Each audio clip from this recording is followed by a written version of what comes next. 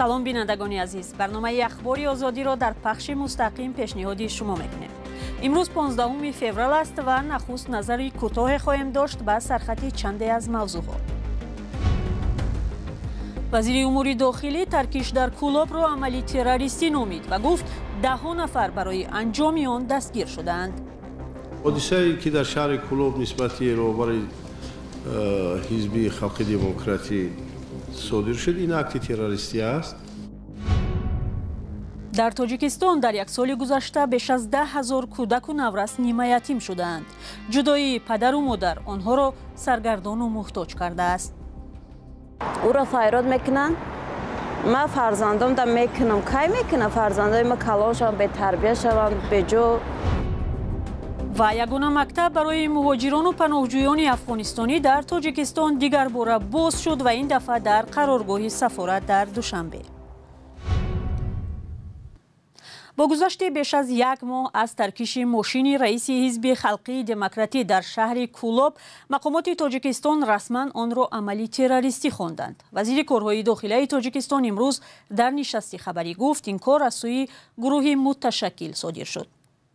ба гуфтаи мақомот, дар ин робита чанд сокини Кӯлоб боздошт шуданд. ҷузъиёти бештар дар гузориши аз ҳамкорони мо Барот Юсуфӣ ва Алишер Зарифӣ. рамазон раҳимзода, вазири корҳои дохилии Тоҷикистон дар нишасти хабарии ниҳоди зери раҳбарияш оташ гирифтани мошини Салим Сайвализода, раиси ҳизби халқии демократӣ дар шаҳри Кӯлобро шаҳр дод. ин акти террористӣ аст. ин аз тарафи гурӯҳи муташаккили ҷиноятӣ содир шудааст, аз тарафи мақомоти кумитаи давлати амнияти миллӣ ва мақомоти корҳои дохилӣ гурӯҳи зиёд, шумораи зиёд дастгиршудагӣ аст. ин сери тафтишот аст. баъди ба охир расидани тафтишот ба шумо хабар медиҳем. вазири корҳои дохилии Тоҷикистон аз ҳеҷ гурӯҳи мушаххас ном набурд. рӯзи 5 январи имсол мошини Салим Сайвализода дар хонааш дар деҳаи Тудакавш таркид. худаш маҷрӯҳ шудааст. манобаи расмӣ дар аввал ҳодисаро қасди куштор гуфтанд. додситони Кӯлоб пештар эълон карда буд ки дар робита ба ин ҳодиса 8 нафарро боздошт карданд. як манбаи радиои озодӣ гуфт 8 нафари боздоштшуда ба шохаи хуросонии доиш дар афғонистон робита доштанд. пайвандони яке аз боздоштшудаҳо гуфт ба террорист будани ӯ бовар надоранд ва умедвор аст раҳо мешавад. як манбаи радиои озодӣ дар мақомоти интизомӣ рӯзи 15 феврал гуфт аз хонаи нафаре ки таркишро анҷом додааст парчами гурӯҳи тундрави доишро пайдо кардаанд. ӯ гуфт ин гурӯҳ бо эҳтимоли зиёд бо дастури шохаи хуросонии доиш ки маъмулан дар афғонистон фаъол аст амал кардаанд. номи чанд боздоштшуда дар дасти радиои озодӣ ҳаст, вале ба хотири эҳтимоли бегуноҳӣ нашр намешаванд. ҳамза Али Музофиров, иҷрокунандаи вазифаи додситони минтақаи Кӯлоб, рӯзи 30 январ дар бораи боздоштшудагон гуфт ҳамаи онҳо сокинони Кӯлоб ҳастанд. вазири корҳои дохилии Тоҷикистон иттилоъ дод ки соли гузашта аз тарафи мақомоти корҳои дохилӣ 11 гурӯҳи муташаккили ҷиноӣ дар ҳайати 55 нафар барои содир намудани 43 ҷиноят ошкор карда шуд. аммо мақомот чун ҳамеша ҷузъиёти ин хабарҳоро пешниҳод намекунанд. барномаро идома медиҳем. раиси додгоҳи олии Тоҷикистон ҷузъиёти парвандаи қатли Шуҳрат Исматуллоев, яке аз бонкдорҳои шинохтаро шарҳ дод. Шермуҳаммад Шоҳиён рӯзи 15 феврал дар нишасти хабарӣ дар Душанбе гуфт ки гурӯҳи 14 нафарӣ бо ҳадафи ситонидани ба қавли ӯ пулҳои рақамӣ бо арзиши $2 миллиард аз муовини раиси Орионбонк Шуҳрат Исматуллоев ӯро рабуда ваҳшиёна азоб доданд ва сипас куштаву ҷасадашро ба рудхона андохтанд. раиси додгоҳи олӣ афзуд, қарор аст ба зудӣ ҳукми бисёре аз муттаҳамон ба ҷиноят аз ҷумла Дилшод Саидмуродов, корманди собиқи вазорати умури дохилӣ эълон шавад. Шуҳрат Исматуллоев муовини раиси Орионбонкро рӯзи 23 июн аз назди хонааш дар Душанбе рабуда куштанд ва боқимондаи ҷасади ӯро моҳи август дар рудхонаи Зарафшон партофтанд. танҳо дар як соли гузашта дар пайи ҷудо шудани оилаҳо дар Тоҷикистон 11,000 кӯдак нимаятим мондаанд. яъне талоқ сабаб шуда ки ҳар рӯз 28 кӯдак аз тарбия ва оғӯши гарми падар ё модар маҳрум шаванд. баъди ҷудошавии оилаҳо ки баҳсу ҷанҷолҳои тӯлонӣ дар пай дорад, бештар аз ҳама кӯдакон ҷабр мекашанд. паёмадҳои баъди аз ҳампошии оилаҳо ва таъсири он ба ҳаёти кӯдакону раврасон дар гузориши хубе аз Сарвинози Рӯҳулло ва Шаҳлои Абдулло. من خونه پدرم کودک نآوردم. адибаро шавҳараш 3 соли пеш баъд аз он ки ҳамсари дуюм гирифт бо 3 фарзанд талоқ дод. бо гузашти 3 сол ҳанӯз ҳам баҳсҳои додгоҳӣ бар сари тақсими хонаву пардохти алимент ниҳоӣ нашудааст. хомодша муроҷиат мекунӣ и кори суда и кори иҷрочия но намекунанд дига. мегӯянд ки пагоҳ як моҳи дига ҳафти дига айбайн 3 сол гузашт. ӯро файрод мекунанд. ман фарзандомда мекунам кай мекунам фарзандаи ма калон шаванд бетарбия шаванд беҷо азоб кашанд дига фоида надора ба фикри ман. ин зан мегӯяд талоқ барои занон мушкилиҳои зиёде меоварад, хусусан ба заноне ки мисли ӯ сарпарастии фарзандонро ба оҳуда мегиранду ҷои кору иқомат намеёбанд ва дар тарбияи фарзандон ҳам ба сахтиҳои зиёд рӯбарӯ мешаванд. иҷора мешинам ноки ноғз беҳад қинай ози қимат шид хона фурӯхтан калоним 11 сола мешад бо 9 сола ва 6 сола хай худам бачани зурасам худам мисол бо дигарам хеш наздико мекунам хай 600 сум 200 суми сари ҳар кӯдак леки фораш метия на фораш ҳамихе ғам метия. адиба ҳоло ҳар 3 духтарашро ба назди падарашон фиристодааст, зеро то пайдо кардани манзили иҷора илоҷи дигар надорад. вале аз он метарсад ки таъсири ин зиндагии нобасомон ба равони кӯдакони ноболиғаш низ таъсир мегузоранд. дар тоҷикистон даҳҳо нафар айни сарнавишти фарзандони адибаро доранд.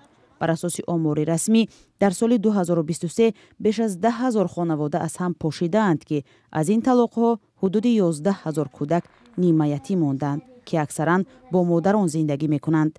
оила ячейка асосии давлат ки ба ҳисоб меравад имрӯз ҳама пешравиҳоро ман фикр мекунам ки мо аввал бояд аз оила пойдории оилаҳо сар кунем вобаста ба анамин тарбияи дурусти кӯдакон дар оилаи солим. ман фикр мекунам ки ҳамаи мо дар якҷоягӣ дар сари ин масъала кор карданамон даркор. ҷомеашиносон мегӯянд мушкили аслӣ ин аст ки дар ҷомеа фарҳанги муомилаи дурусти байни ҳамсарони ҷудошуда шакл нагирифтааст ва баъд аз талоқ сарсонии занону кӯдакони танҳо монда бештар мешавад. сабаби афзоиши асампошии хонаводаҳо дар кишварро мақомот ва ҷомеашиносон ба мушкилоти иқтисодӣ ва маърифати пасти хонаводаҳо пайванд медиҳанд. бадқасдона саркашӣ намудани қарздорон аз пардохти маблағи алимент нисбати 398 нафар қарздорон парвандаҳои ҷиноятӣ оғоз гардидааст. нисбати 568 нафар қарздорон барои сари вақт пардохт накардани маблағи алимент ва пинҳон кардани суроғаи ҷои зисташон кофткоп эълон гардидааст. сабаби афзоиши асампошии хонаводаҳо дар кишварро мақомот ва ҷомеашиносон ба мушкилоти иқтисодӣ ва маърифати пасти хонаводаҳо пайванд медиҳанд.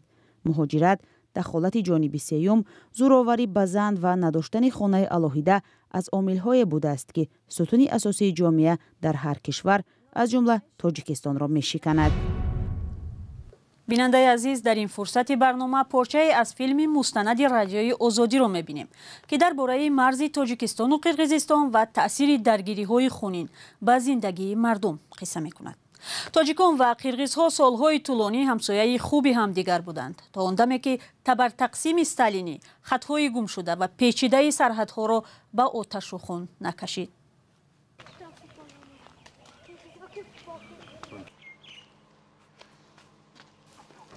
соли 65 таваллуд шудагӣ ман калони акаво буродаро хай падара мо бобоги мо лолак як вақти чорводор ҳам миллати мо дар кор буд пеш чорводороя ҳама мол гӯсфандпояҳоя аз Қирғизистон гиром меомда инҷо ба ҳам калхозҳои ташкил карагинда мисол менем чӯпон калхозанда 7000-8000 моли майда бузу гӯсфанд бошад агар ҳамаш қирғиз миллат буд чӯпоно гирон омдагӣ додам не баъди ҷанг баъди дуюм ҷаҳон ҷанги бузурги ватанӣ сони омда чорводор шудагӣ фермада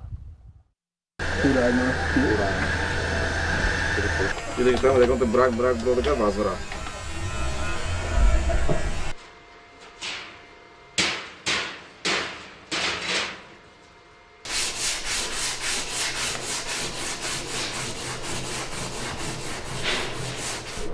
Sandoio. Kuzufa kan da hazır ha mi? Kuzufa. Kilenton sos mu? Kilent naz mı? Kilenton naz mı?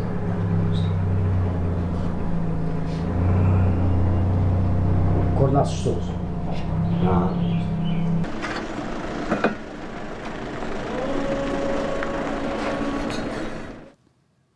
فیلمی خطهای گم شده را دو کارگردانی جوان از تاجیکستان و قرقیزستان در شرایط دشوار و بسته بودن مرز از دو جانب به نوار گرفتند. مستند روز جمعه در وبسایت azadi.org و از جمله همین کانال آزادی ویدیو در یوتیوب نشر می شود. یگانه مکتب مهاجران و پناهجویان افغانستانی در تاجیکستان پس از سرگردانی‌های زیاد جای دیگر پیدا کرد. در این مکتب را که صدها نفر تحصیل میکنند چند پیش با سبب نپرداختن پول اجاره بنا بستند. حالا گوشه از سفارت افغانستان در دوشنبه جای تحصیل دختران و پسران افغانی شد که از دست طالبان گریخته به تاجیکستان آمدند. گزارش ارشاد سلیمانی و امیر یوسف در همین باره است. یگانه مکتب کودکان مهاجران افغانستانی در تاجیکستان که زیر خطر بسته شدن بود مکانی نو پیدا کرد. اکنون مکتب سامانیان کار خود را در بخش از بینای سفارت افغانستان در دوشنبه ادامه می‌دهد. این سفارتخانه به اختیار حکومت طالبان نگذشته سفیر آن دیپلماتی است که حکومت جمهوری افغانستان تعیین کرده بود. سفیر افغانستان ظاهر اکبر در رسم بازگشایی مکتب گفت تلاش‌های آنها برای بسته نشدن مکتب در دوشنبه پاسخ به عملکرد طالبان در افغانستان است که در این مکتب و دانشگاه‌ها و کار و تحصیل را برای زنان و دختران بستند. در حالی که امروز افغانستان به زندان خانگی به خصوص برای خواهران و اطفال ما تبدیل شده، ما در شرایطی قرار داریم که امکانات اقتصادی ما زیر صفر است، ولی با در نظر داشت امکانات دستداشته خود ما توانستیم که مکتب را فعال بسازیم. مکتب زمانی با مشکل روبرو گشت که نتوانست حق اجاره بنا را به شرکت روغنی تاجیک بپردازد. 2 روز پیش مکتب این بنا را در حال ترک کرد که صاحب ملک به در آن مهر زده بود. شکایت از تاجران افغان خود داشتیم. ما در تمام مراجعی که رفتیم یا اونجا ورق روان کردیم، عریضه کردیم که ما را کمک کنن. اونا برای ما کمک نکردن و بعضی از نهادهایی که آماده کمک شدن اونا گفتن ما شرط و شرایطای خود داریم. اما رحیم سیدزاده وزیر معارف تاجیکستان هفته گذشته در نشست خبری گفت مسئولان مکتب وزارت را از مشکلشان آگاه نکردند. ما در جریان کار نیستیم. من خبر ندارم. در این باره به ما مراجعت نکردند و درخواست هم نبود. اگر درخواست شود ما حتما کمک میکنیم. هرچند سفیر افغانستان گفت دولت افغانستان برای آنها وعده داده است که جای برای مکتب فراهم میکند، حالا بخش از ساختمان سفارت رایگان در اختیار مکتب گذاشته شده است و مدیر آن هم میگوید فکر میکند اینجا موقت نیست. شاید دائم باشه. به خاطر که جناب سفیر صاحب زیاد زحمت کشیدن، همچنان شاگردای ما، استادای ما، شما میبینید که برای ما دروازه مستقل دادن. شما میبینید که راه ما مستقل شده. این مکتب با 260 دانش آموز در یکی از ساختمان‌های شرکت روغن تاجیک در خیابان جبا رسول دوشنبه کرایه نشین بود. صاحب ملک پشت دروازه مهر زده از مسئولان مکتب طلب میکرد تا $11,000 چیزی بیشتر از 121,000 سامانی قرض کرایه مکتب را بپردازد. تا زمان سقوط حکومت به دست طالبان، وزارت معارف این کشور پول کرایه مکتب را می پرداخت و معاش معلمان مکتب از مبلغی که دانش آموزان ماهانه 150 سامانی می پرداختند تامین می شد. بعد سقوط افغانستان در سالهای 2021-22 نیز مکتب به مشکل پرداخت حق کرایه گرفتار شده بود که آن زمان سفارتخانه ایالات متحده آمریکا در دوشنبه این مشکل را حل کرد. مکتب سامانیان در سال 2001 بر اساس یک توافق رسمی میان تاجیکستان و افغانستان همچون مکتب برای فرزندان کارمندان سفارت تأسیس شده بود که بعداً فرزندان مهاجرین و پناهندگان نیز به تحصیل جذب شدند. برنامه اخباری آزادی را در همین ثانیه ها به پایان میبریم. تشکر از شما بیننده عزیز که تا این لحظه ما را همراهی کردید. نشر خبرها با عکس و ویدیو در سامانه رادیوی آزادی و صفحه های رادیوی آزادی در فیسبوک و اینستاگرام، تیک تاک و تلگرام و یوتیوب دوام می‌یابد. خبرهای رادیوی آزادی را پیگیری نمایید. خود را احتیاط کنید و تا برنامه‌های بعدی خدا نگهداری شما.